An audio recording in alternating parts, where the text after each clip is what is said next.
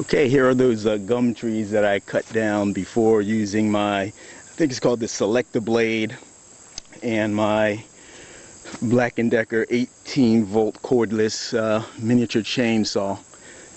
I labored quite intensively for that, and you can perhaps see the stump still in there and everything that has sprouted out from around the stump.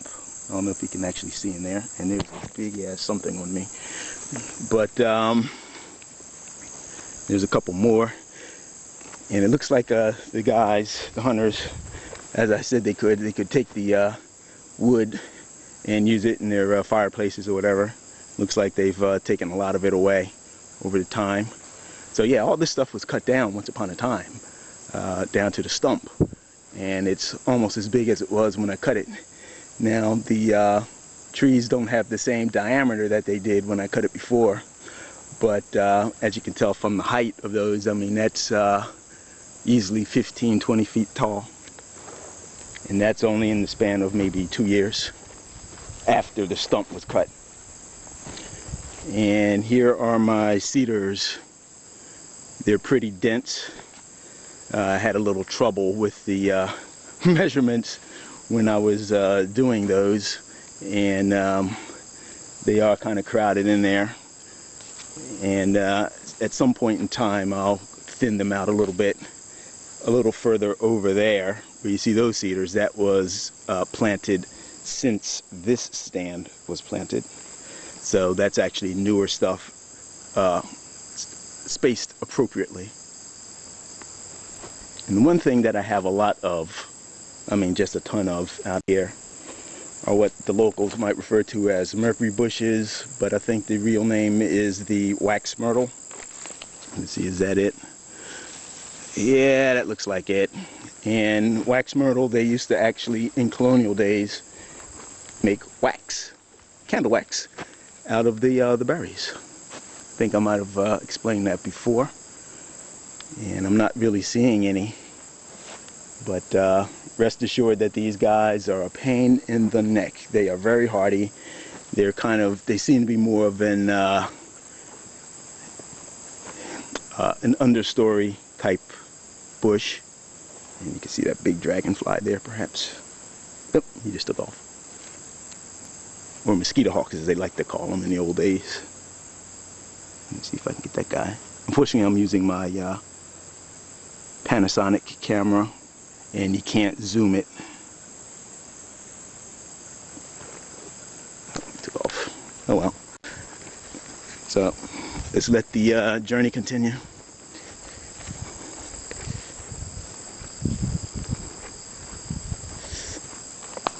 All told, there's probably about maybe 200 trees. Me and my dad set them out quite a few years ago. And when I say there were seedlings, I'm talking maybe about 8 or 9 inches tall. And cedar trees are very hardy. They're very easy to plant.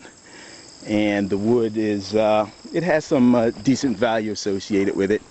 And the one thing that might be the saving grace about these, this tight stand, is that it's going to have a very dense grain pattern, because things are going to get, the growth is going to be slowed down a little bit.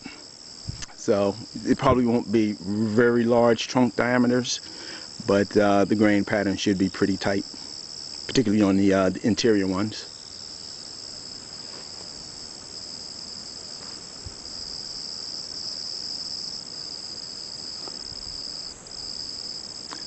Okay, let's march on.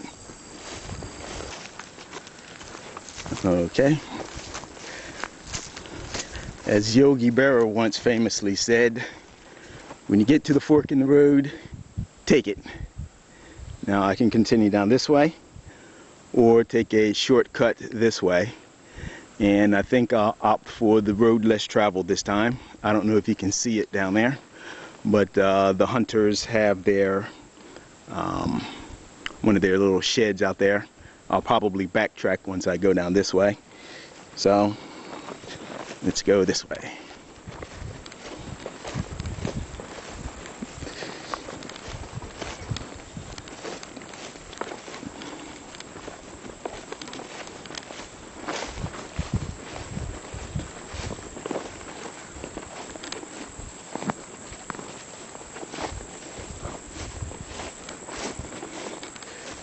place is littered with trails, deer trails, perhaps maybe even smaller game trails.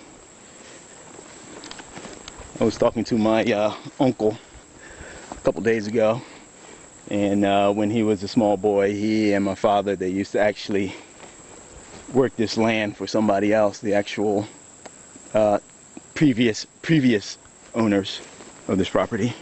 So he was quite familiar with it, and he said that there are a bunch of rabbits back here, at least there used to be. And over time, I've actually seen quite a few rabbits. Okay, so let's bypass this.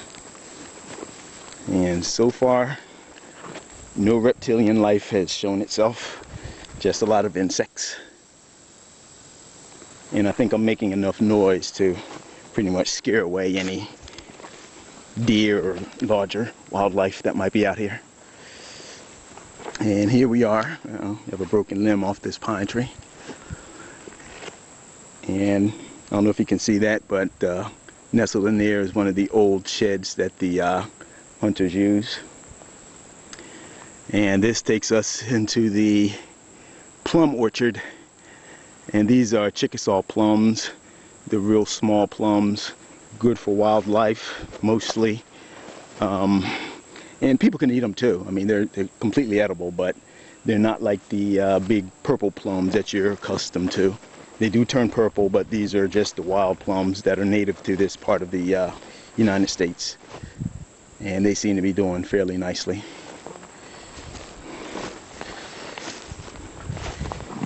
And over here we have what's left of my peach orchard experiment. A couple peach trees are still hanging in there, but they're suffering mightily.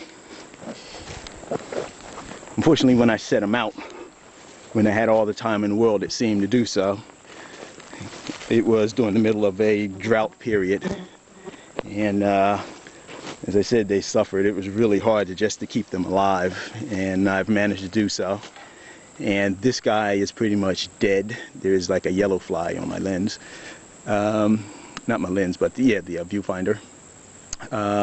You can see some green in there, and that shows that even though the top portion may have died back, the root was alive, and it could send up more shoots. So that's good that guy is still hanging in there. And let's slip under this wire, which is basically put here to deter deer from coming too far into this portion of the field or the orchard. Makes a lot of noise, keeps deer away, but apparently it doesn't detract from the hunting, because the hunters have racked up some pretty good scores according to them. And here's probably the biggest, best remaining peach tree that I have out here. And when I was down here in the springtime, there were a ton of peaches on here, but apparently they've fallen off or have been eaten off, as there is no fencing along this side anymore. That has collapsed, and it really needs to be replaced.